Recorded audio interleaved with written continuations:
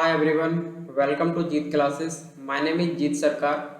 आज के लेक्चर में हम बात करेंगे C4 साइकिल के बारे में, यानी कि हैच एंड स्लैक साइकिल के बारे में। ओके, C4 साइकिल को C3 साइकिल से कंपैरिजन करके पढ़ेंगे तो हमें यहाँ पर समझने में आसानी होगी। C3 साइकिल में हम लोग ये डिस्कस किया है कि कार्बन का फिक्सेशन किस तरीके से होता है। ओके, जब C3 साइकिल में कार्बन डाइऑक्साइड को फिक्स किया जा रहा था तो थोड़ा सा टेम्परेचर बढ़ जाने की वजह से क्या हो रहा था, C3 साइकिल में फोटो रिस्पिरेशन की रेट बढ़ जा रहा था, जिसके वजह से रूबिस्को एंजाइम कार्बन डाइऑक्साइड को फिक्स करने के बजाय क्या कर रहा था, फोटो रिस्पिरेशन को चला रहा था, यानी कि वहां पर ऑक्सीजनेशन की प्रोसेस हो रही थी। तो जिसके वजह से C3 प्लांट की जो प्रोडक्टिविटी है या एनर्जी है वो काफी ज्यादा लॉस हो रहा था। ओके, तो क्या हो रहा है, जब तो कार्बन डाइऑक्साइड को फिक्स करने का मतलब होता है कि ज्यादा से ज्यादा ग्लूकोज या ज्यादा से ज्यादा स्टार्च या कार्बोहाइड्रेट को बनाया जाए। ओके, लेकिन C3 प्लांट में देखा गया है कि थोड़ा सा टेम्परेचर की वजह से उनकी प्रोडक्टिविटी में क्या होती है, कमी आती है। क्यों? क्योंकि वहां पर फोटो रिस्पिरेशन की प्रोसेस होती है। फोटो रिस्पिरेशन की प्रोसेस में क्या होता है, एनर्जी लॉस हो जाता है। तो यहाँ पर जो C4 प्लांट होते हैं, तो C4 प्लांट ने यहाँ पर एक अलग तरीके की अडॉप्ट किए हैं अपने सेलुलर स्ट्रक्चर में, जिसके वजह से यहाँ पर क्या होगा, फोटो रिस्पिरेशन को टोटली अवॉइड किया जाएगा, यानी कि फोटो रिस्पिरेशन यहाँ पर बिल्कुल भी नहीं होगा। और जब फोटो रिस्पिरेशन नहीं होगा तो इसमें क्या होगा, एटीपी कम यूज होगा और प्रोडक्टिविटी क्या होगा, ज्यादा से ज्यादा बनेंगे। ओके, तो ये कुछ बेसिक कॉन्सेप्ट है। आगे हम और भी बेसिक कॉन्सेप्ट के बारे में बात करेंगे। तो हम आगे जब भी बात करेंगे तो C3 और C4 साइकिल को कंपैरिजन करते पढ़ेंगे तो हमें इस साइकिल को समझने में बहुत ही आसान होगी। ओके, जो C4 साइकिल होते हैं उसे हैच एंड स्लैक साइकिल के नाम से भी जाना जाता है, क्योंकि जो साइकिल होती है, इस साइकिल को सबसे पहले 1960s में Marshall Hatch and Roger Slack ने डिस्कवर किया था, इसीलिए इस साइकिल को हैच एंड स्लैक साइकिल के नाम से भी जाना जाता है। Certain species of plants such as sugarcane, corn, and most important wheats have a metabolic cycle that concentrates CO2 in their photosynthetic cells, thereby almost totally preventing photorespiration. Okay, जो C4 plant होता है इसमें क्या होता है, photo respiration को totally avoid किया जाता है। ओके, टोटली प्रिवेंट किया जाता है, यानी कि यहाँ पर फोटो रिस्पिरेशन होगा नहीं। क्यों नहीं होगा, किस तरीके के अडॉप्ट किया है, वो सारी चीज हम यहाँ पर डिस्कस करने वाले हैं। Okay, C4 plant have to dimorphic chloroplast called Kranz anatomy. जो C4 प्लांट होते हैं इनके पास दो प्रकार के क्लोरोप्लास्ट होते हैं, दो प्रकार के सेल्स इन्वॉल्व होते हैं, और दोनों सेल में क्लोरोप्लास्ट का जो स्ट्रक्चर होता है और जो साइज होता है उसमें काफी ज्यादा डिफरेंस होता है, जिसकी वजह से इस डाइमॉर्फिक क्लोरोप्लास्ट को हम बोलते हैं क्रांच एनाटोमी के नाम से भी जाना जाता है। Their fine veins are concentrically surrounded by a single layer so-called bundle sheath cells, which in turn are surrounded by mesophyll cell. Okay, इसमें दो प्रकार के सेल्स होते हैं, एक होता है बंडल शीथ सेल, और बंडल शीथ सेल क्या होता है, एक सिंगल लेयर सेल होता है जो वेस्कुलर बंडल के चारों तरफ एक सिंगल लेयर फॉर्म में अरेंज रहते हैं। और जो आपका बंडल शीथ सेल होता है, बंडल शीथ सेल के चारों तरफ क्या होता है, मेसोफिल सेल प्रेजेंट होता है। तो ये कुछ इस तरीके की स्ट्रक्चर देखने को मिलेगा, कुछ इस तरीके की अरेंजमेंट देखने को मिलेगा इस C4 प्लांट में। Okay, the calculation of the CO2 concentrating process consume 2 ATP equivalent. Okay, 2 ATP equivalent to high energy bonds पर CO2 मॉलिक्यूल फिक्सेशन। यहाँ पर जो C4 प्लांट है इसमें देखा गया है कि एक CO2 को फिक्स करने के लिए दो मॉलिक्यूल ATP की आवश्यकता पड़ती है, और उसमें क्या होता है, दो हाई एनर्जी बॉन्ड होता है, यानी कि जब ATP का यूज होता है तो वहां पर दो फॉस्फेट ग्रुप टूटता है, दो फॉस्फेट ग्रुप वहां पर टूटता है, दो एनहाइड्रेट बॉन्ड वहां पर ब्रेकेज होता है, क्योंकि यहाँ पर एनर्जी की थोड़ा, क्योंकि यहाँ पर एनर्जी ज्यादा लगता है, तो यहाँ पर ज्यादा एनर्जी लगने की वजह से ATP के दो फॉस्फेट ग्रुप का यहाँ पर ब्रेकडाउन होता है और यहाँ पर AMP में कन्वर्ट होता है। तो टोटली हम यहाँ पर कैलकुलेशन कर सकते हैं कि C4 प्लांट में एक मॉलिक्यूल CO2 को फिक्स करने के लिए दो मॉलिक्यूल ATP की आवश्यकता पड़ती है। ओके, ये है कुछ सेलुलर स्ट्रक्चर C4 प्लांट के, जिसमें इस तरीके की अडेप्टेशन देखा गया है। देखिए C3 प्लांट में नॉर्मल मेसोफिल सेल होता है। मेसोफिल सेल में जो क्लोरोप्लास्ट होता है, क्लोरोप्लास्ट में क्या होता है, जो स्ट्रोमा में क्लोरोप्लास्ट के जो थैलेकॉइड के स्ट्रोमा में क्या होता है आपका CO2 को फिक्स किया जाता है। लेकिन यहाँ पर क्या होता है, CO2 को फिक्स करने का तरीका अलग होता है, थोड़ा सा इसका जो प्रोसेस होता है थोड़ा सा अलग होता है। इस तरीके से आप स्ट्रक्चर देख सकते हैं। ये है लीफ, और लीफ का हम एक सेक्शन यहाँ से लिए हैं। ये है लीफ का अपर एपिडर्मिस, ये है लोअर एपिडर्मिस। लोअर एपिडर्मिस में स्टोमेटा देख सकते हो आप। यहाँ पर देखिए ये है सेल का वेस्कुलर बंडल, और वेस्कुलर बंडल के चारों तरफ एक सिंगल लेयर सेल होती है। इसी सेल को बोलते हैं बंडल शीथ सेल, और इसी बंडल शीथ सेल में क्या किया जाता है, आपका CO2 को फिक्स किया जाता है। ओके, यानी कि जो केल्विन साइकिल होता है, केल्विन साइकिल के थ्रू CO2 को इसी बंडल शीथ सेल में फिक्स किया जाता है। और जो सिंगल लेयर जो आपको यहाँ पर मेजो बंडल शीथ सेल है, बंडल शीथ सेल के चारों तरफ यहाँ पर मेसोफिल सेल प्रेजेंट होता है। ओके, तो यहाँ पर जो मेसोफिल सेल होता है और बंडल शीथ सेल होता है, दो प्रकार के सेल का अरेंजमेंट इस तरीके से देखा गया है। और इसी दो सेल के अरेंजमेंट को क्या बोला जाता है आपका, और दोनों सेल में जो क्लोरोप्लास्ट होता है, क्लोरोप्लास्ट के साइज में क्या होता है, यहाँ पर डिफरेंस होता है, जिसके वजह से इन दोनों सेल की स्ट्रक्चर को एक साथ हम बोलते हैं क्रांज एनाटोमी। ये है मेसोफिल सेल और ये है बंडल शीथ सेल। ओके, तो इस तरीके ये कुछ स्ट्रक्चर इस तरीके से देखा गया है। तो इन्होंने अपने सेलुलर स्ट्रक्चर में कुछ इस तरीके के अडेप्टेशन को अडॉप्ट किए हैं। Okay, it begins with the uptake of atmospheric CO2 by the mesophyll cells, which lacking rubisco in their chloroplast do so by condensing it as carbonic acid with phosphoenol pyruvate to yield oxaloacetate. Okay, क्या बताया जा रहा है यहाँ पर, जो दो sales होती है, दो सेल में क्या होती है, सबसे पहले जो CO2 होता है, एटमॉस्फेरिक CO2 होता है। देखिए सबसे पहले आपको बता दूं यहाँ पर कि जो आपका मेसोफिल सेल होता है उसमें रूबिस्को एंजाइम प्रेजेंट नहीं होता है, जिसके वजह से यहाँ पर CO2 को फिक्स नहीं किया जाता है। यदि मेसोफिल सेल में क्या होता है, आपका रूबिस्को एंजाइम प्रेजेंट होता है, तो रूबिस्को एंजाइम प्रेजेंट होने से यहाँ पर CO2 का फिक्सेशन होता। लेकिन ये जो C4 प्लांट है, इसका इंपॉर्टेंट जो आपका जो इंपॉर्टेंस है, यही इनका इंपॉर्टेंस है कि मेसोफिल सेल में रूबिस्को एंजाइम नहीं होता है। जो रूबिस्को एंजाइम होता है वो होता है बंडल शीथ सेल में, जिसके वजह से यहाँ पर क्या होता है, रूबिस्को एंजाइम नहीं होने की वजह से यहाँ पर आपका जो फोटो रेस्पिरेशन है, फोटो रेस्पिरेशन टोटली यहाँ पर नहीं होने वाला है।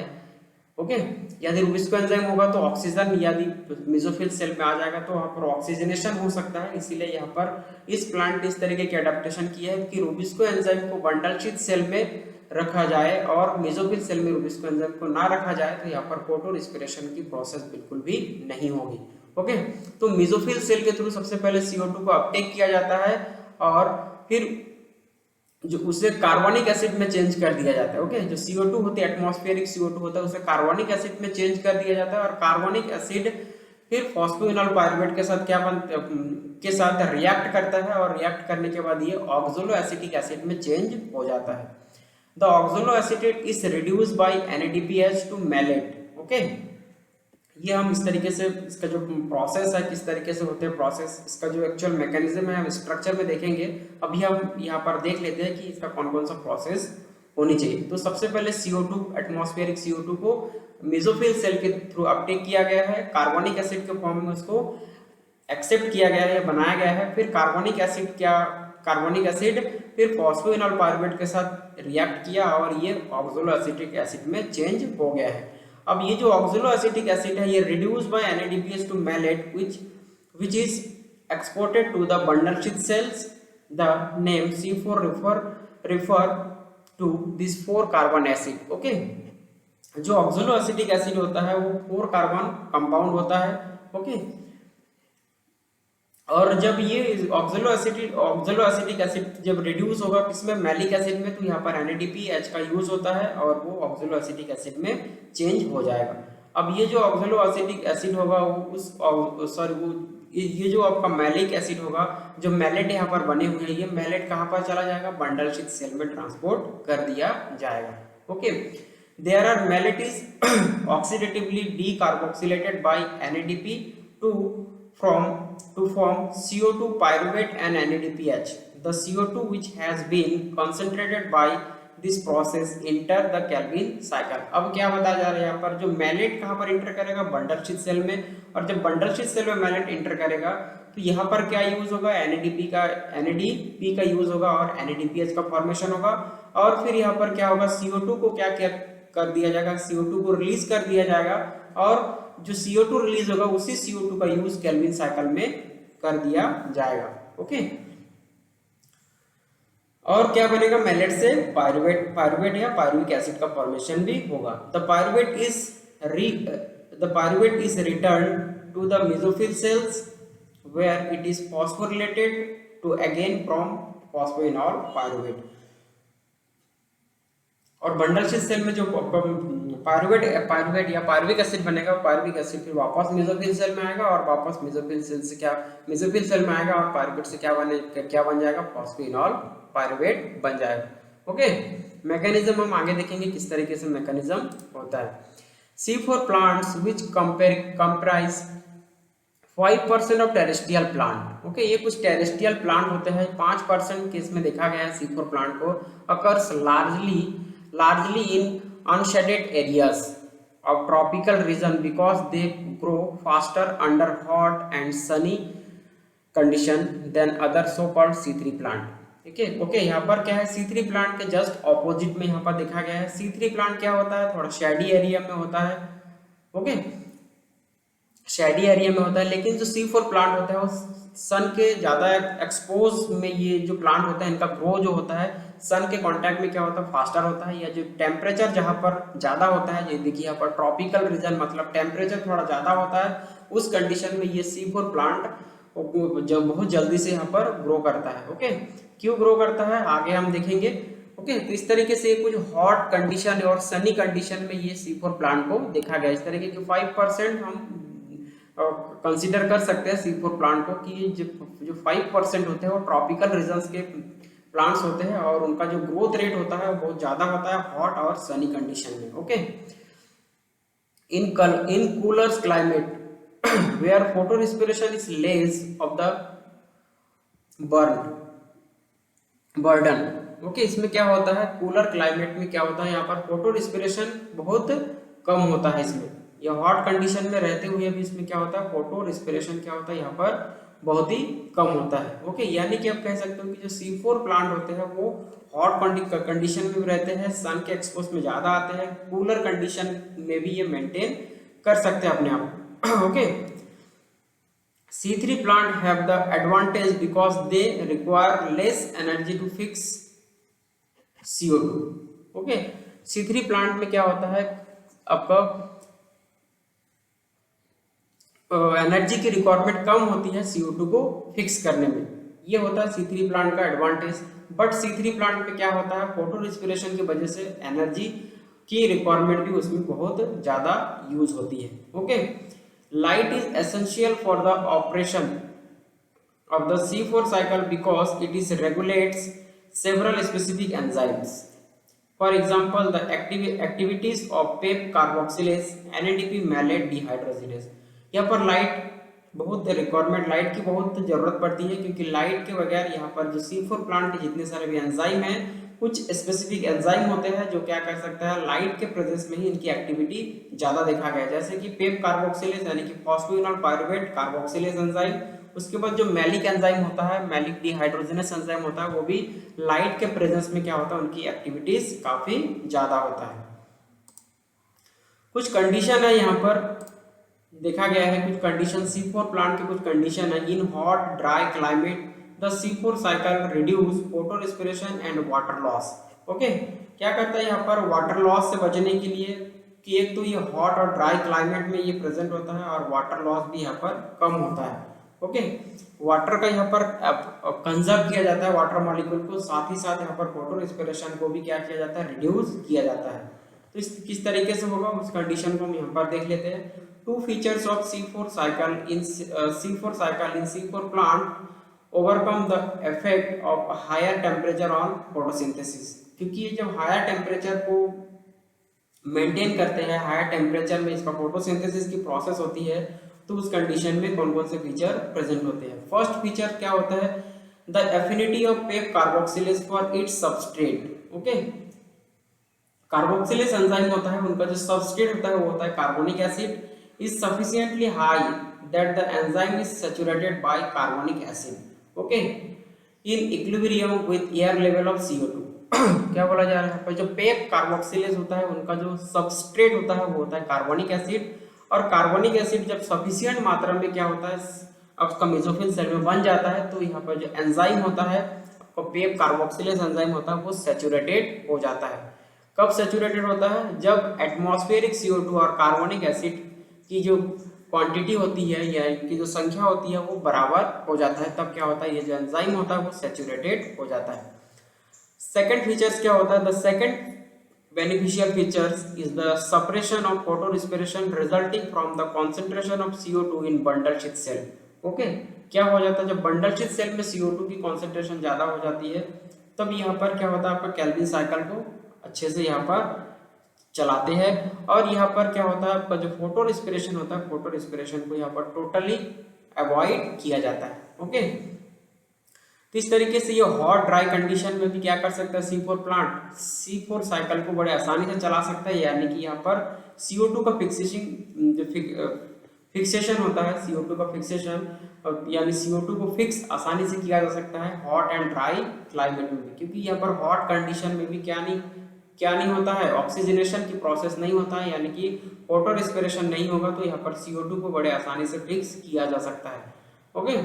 These features enable C4 plant to photosynthesize more efficiently at high temperature than C3 plant, okay. क्या बताया जा रहा है यहाँ पर C3 प्लांट के कंपैरिजन यदि हम यहाँ पर देखें तो C3 प्लांट में क्या होता है टेम्परेचर ज्यादा होने से फोटो रेस्पिरेशन होता है, लेकिन यहाँ पर जो C4 प्लांट होता है C4 प्लांट में यहाँ पर उसकी जो एफिशिएंसी होता है बहुत ज्यादा होता है। C3 प्लांट में क्या होता है आपका प्रोडक्टिविटी बहुत कम बनता है, ओके। थोड़ा सा टेम्परेचर बढ़ जाने से C3 प्लांट में उसकी प्रोडक्टिविटी घट जाती है, लेकिन C4 प्लांट में टेम्परेचर बढ़ जाने से भी यहाँ पर उसका प्रोडक्टिविटी कम नहीं होता, हालांकि C3 प्लांट से कई गुना ज्यादा होता है, क्योंकि यहाँ पर फोटो रेस्पिरेशन को अवॉइड किया जाता है या फोटो रेस्पिरेशन नहीं होता, जिसकी वजह से C4 प्लांट की प्रोडक्टिविटी में ज्यादा अंतर आती है, okay.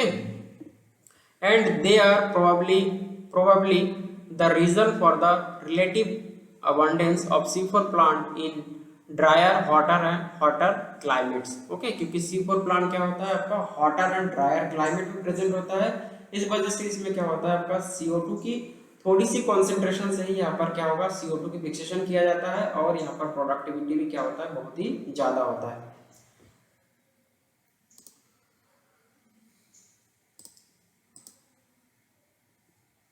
Fixation of CO2 by the carboxylation of phosphoenol pyruvate in the mesophyll cells to form a C4 acid malate or aspartate, okay. ये साइकिल का इनिशियल प्रोडक्ट होता है, क्योंकि जब CO2 एटमॉस्फेरिक CO2 को फिक्स किया जाता है मेसोफिल सेल में, तो मेसोफिल सेल में क्या होता है CO2 को फिक्स किया जाता है तो यहाँ पर क्या होता है मैलिक एसिड में कन्वर्ट होता है, मैलिक और एस्पार्टेट में कन्वर्ट किया जाता है, okay. Transport of C4 acid to the bundle sheath cell, जो आपका मैलिक एसिड होता है जो 4 कार्बन कंपाउंड होता है उस मैलिक एसिड को बंडल शीथ सेल में ट्रांसपोर्ट कर दिया जाता है। Decarboxylation of the C4 acid within the bundle sheath cells are regeneration, okay. bundle sheath cell generation of CO2 which is thus reduced to carbohydrate via the Calvin cycle।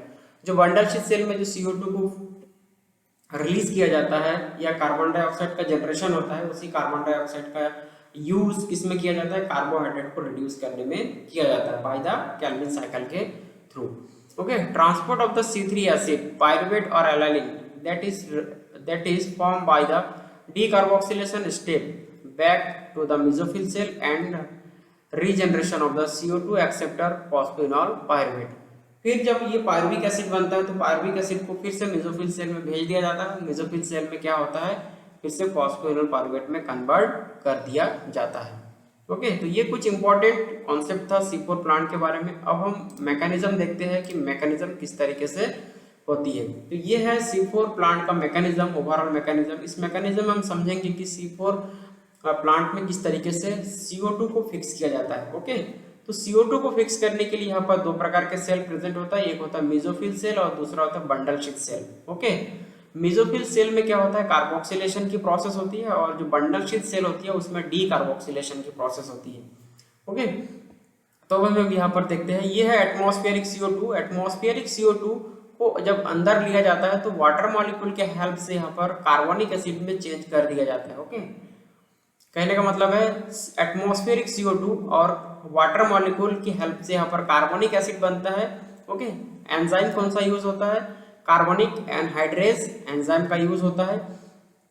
ये जो carbonic acid बने हैं, इसी carbonic acid को सबसे पहले phosphoenol pyruvate accept करता है।